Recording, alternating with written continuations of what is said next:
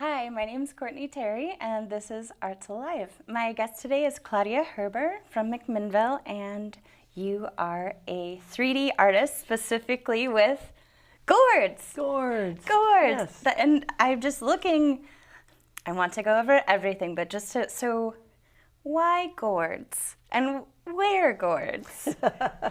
Those are great questions, Courtney. Good place to start. Yes. Probably 20 years ago, one of my sisters called me and said, I've got this new fun thing to do. Come to my house. And it was playing with gourds. And I have an art background, painting. You just give me anything. Just let me play with whatever my hands will do. So anyway, we started, and we knew nothing about taking classes. We didn't know that there was all sorts of information available to us, and so we just sort of plodded our way through. And now she's a well-recognized gourd artist in Southern California. I'm here in Oregon, and I've found lots of people to play with, lots of other gourd artists, and so. There's a gourd art community. Exactly. And the thing about a gourd is you can see by all these crazy shapes, something might speak to you, and you might do something very, very traditional, or you might do something like this where, you get to doodle and fool around and be silly, and yet it comes out to be a lovely art piece. Yes, I love that it really can match whatever artistic expression you're going for. There's a gourd that can match with that. Exactly. And these are, so tell me, like this one is just exquisite. So the process, and we have the originals, and then we have some works in progress, and then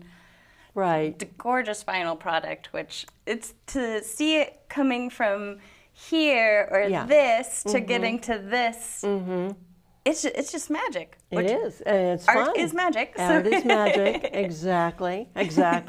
Like this was a tall gourd, and I cut it off so that we're ready to go. It's going to be a vase, and I have a fabulous, sander. Nice. And then now I'm ready to go. So now what am I going to do with it? Well, right now, this second, I don't know.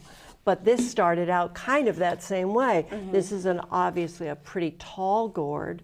And so I'm going for sort of the interesting graphics. So I've started carving on it. I've drawn some little flowers and bugs. It's going to be very natural. And I've started carving. So you can see. And the blue tape will probably be, black outlines, and there'll be wonderful color here. These will look like small paintings. Anything to keep your eye interested. Yes. So you can put this anywhere on the shelf. You can turn it around on Monday, and Friday find something else to see. Just make your way through the artwork across it. Exactly. And that one next to you, pick that one up. Oh, it's heavy. It's heavy. There's a huge seed ball inside of it. It's a very thick gourd. Okay. Probably came out of California. There's a farm called Wellburn Farm, and so I buy my gourds. I have friends here in Oregon that grow them, but they're thinner skinned than what you're looking at right there. So when you see that, you go, you're limited as to what you actually can do. Oh my God, that's my phone. Yes. So anyway, but that's a very, very thick gourd right there. And it has got a lot of seeds in it, and who knows what it'll do. Right, and so these aren't like you're not growing. These are a specific type of gourd, not one you could just grow in your backyard garden. Right. What's the type of gourd that have this amazing like hard shell? I can see that. The farms in California and in Arizona very specifically look for seeds that will give them a thick, hard shell. And so you can see the thickness here. Yeah. And then you look at the thickness here, not very thick. This is a very thick gourd. So goodness. this edge here has been rounded over to look very much like pottery. So people in the gallery go, oh, of course, that's just a piece of pottery.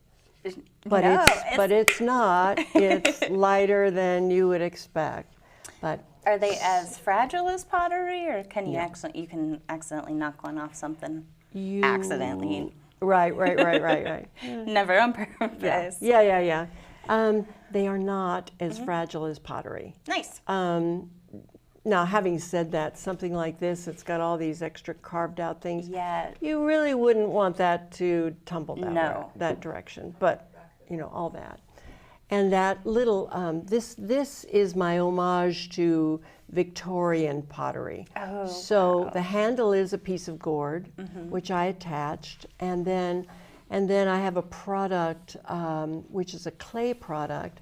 So that's why I made all the leaves and put them all on and goobly-gobbled it all up. But you can see from that you can do something as exaggerated and complicated as that, or you can simply wood burn. Yes. So with that's this, incredible. I just did a little wood burning of a little owl, and he's delightful. He's just as sweet as he can be. Right. So it can be as simple as that. Yes. Or as complicated as that. Well, and I love how some of them, just use kind of the natural colors of the gourd as the background, or you can make it lean completely. Like, you may not be able to recognize what this was once upon a time, but it's so gorgeous. Well, the nice thing about this one is that's a beautiful metallic. And so you get to do that dazzling finish, and then put on it that that is true. That is the color of the gourd underneath that.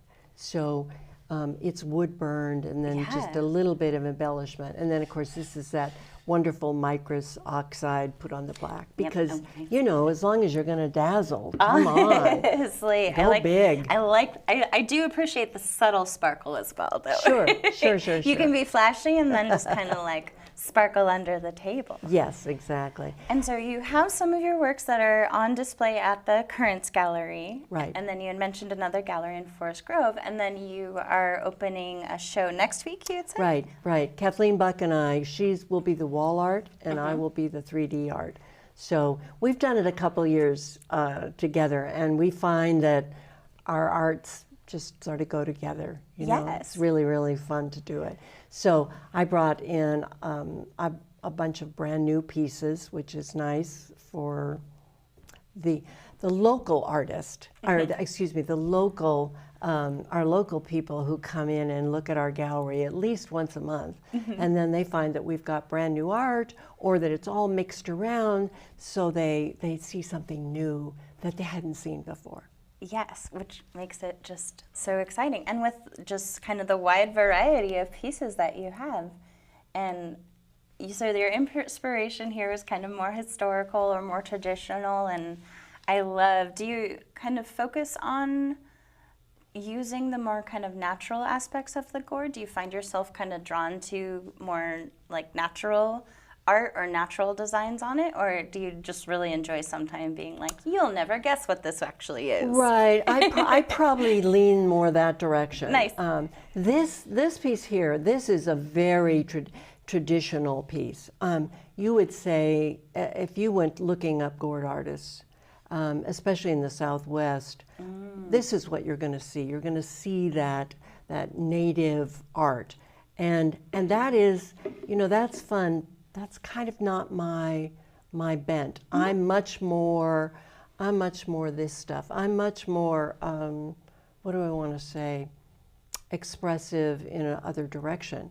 Like this. This will be a real interesting piece. It will be very colorful, and it will have lots for you to look at. Yes. And it will show how to carve and paint and carve all at the same time, which is kind of fun.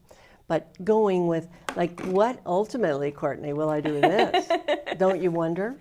I do. I mean, I am like, oh, it's a snake, but like that's the like most immediate basic response I have. But exactly, it could do any and that's, I guess, the greatest part about it is what you see when you look at it versus what I see with my zero artistic experience is the exciting thing. Yeah, no, exactly. And we love people like you. We love the appreciation. You know, if you see something you like, it's fabulous. Yes. But yeah.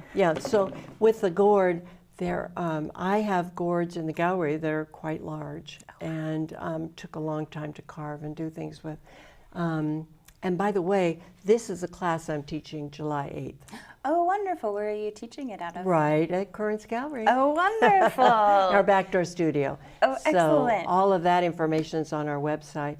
But that's a class that all you need to know is how to manage a wood burner. And you can come and take a class like this for one day and go away with an art piece. Oh, that's so fantastic. I will keep that in mind for myself and for our audience. For our audience as well. Exactly. I'm just so amazed. And so it's the gourd painting itself is a really old art form and art style, but I love how there's also this contemporary bent that you can put on it, but that is just so for anyone who is interested in getting started in their own gourd painting or learning more about it, they should attend the class at Currents Gallery.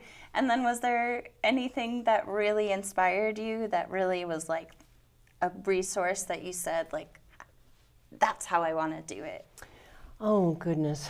I've had a lot of inspiration in my life, yes. And luckily, there's a very active gourd community throughout the United States. That's wonderful. And like I belong to the American Gourd Society, which publishes all kinds of lovely things. I had no idea there was an American Gourds. That's even better. They'll definitely have the resources. They absolutely do.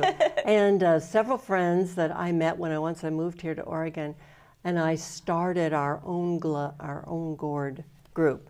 So we have a local group here too, Northwest Gourders, and we get together once a month. And of course, we invite friends to come if it's an easy project, or